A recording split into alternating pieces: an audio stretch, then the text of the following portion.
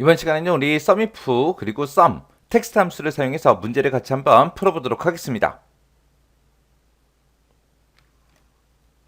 자, 우리 문제를 보니까 판매 상품이 있고요. 그리고 판매 수량이 있대요. 이 두 가지를 이용해서 판매 상품별 판매 수량의 비율을 F12에서 F14번 그 영역에 표시해라 라고 되어 있습니다. 지금 이곳에다가 비율을 계산하래요.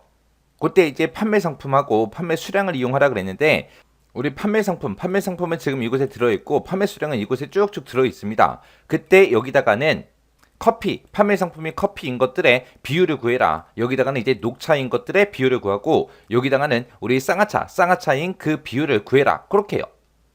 그때 이제 비율을 구할 때는 판매 상품별 판매 수량의 합계 그거를 이제 구하고 그거 나누기 전체 수량의 합계 그렇게 이제 하래요. 그러면 우리가 전체 판매 수량의 합계를 구할 때는 판매 수량이 이곳에 있으니까 얘네들을 전부 다 이제 썸으로 묶어서 전체 합을 구해주면 되겠죠.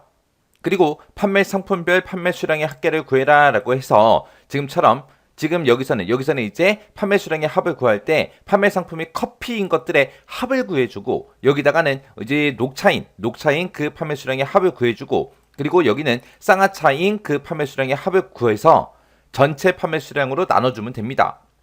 자, 그럼 일단은 우리가 SUMIF를 이용해 보자고요. 자, 그때 이제 SUMIF라는 함수의 우리 생김새 먼저요. 우리 SUMIF라는 그 함수는 앞에다가 이제 조건 범위 지정해 주고요. 그리고 그 뒤에다가 우리가 조건 써주면 됩니다. 조건을 써주고 그 뒤에다가 이제 합계 구할 범위를 우리가 지정해 주면 돼요.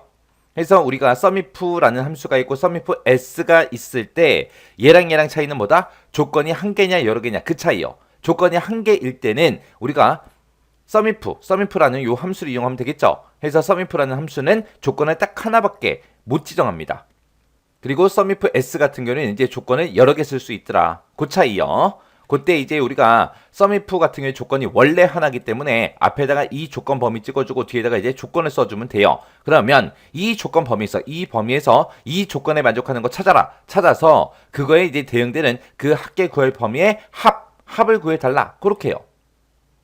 그때 이제 SUMIFS랑 비교를 했을 때 이 SUMIF라는 요 함수는 우리 합계 구할 범위가 맨 뒤에 있어요. 근데 SUMIFS는 조건을 여러 개 쓰다 보니까 합계 구할 범위를 앞에다가 먼저 찍어주고 그 뒤에다가 이제 조건을 여러 개 쭉쭉쭉 지정해주면 됩니다.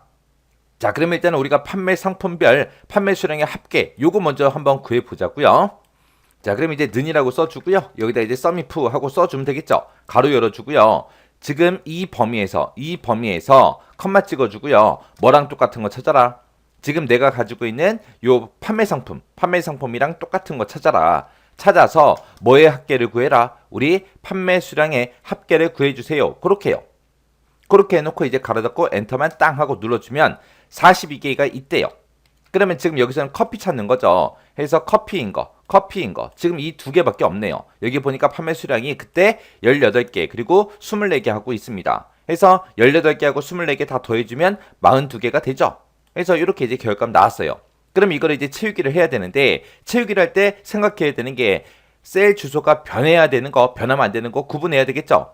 내가 어떤 칸을 계산하든 간에 무조건 이 판매 상품이 들어있는 이 범위에서 뭐 커피 찾아라, 녹차 찾아라, 쌍화차 찾아라 그렇게 해야 되겠죠. 해서 이 범위는 변하지 않습니다. 해서 F4번 눌러서 전체 달러 붙여주고요. 그리고 맨 뒤에 합계 구할 범위도 어떤 칸을 계산하든 무조건 우리는 판매 수량의 합을 여기서만 구해줘야 됩니다. 해서 F4번 눌러서 전체 달러 붙여주면 되겠죠. 그리고 지금 여기 2의 12번 셀이요.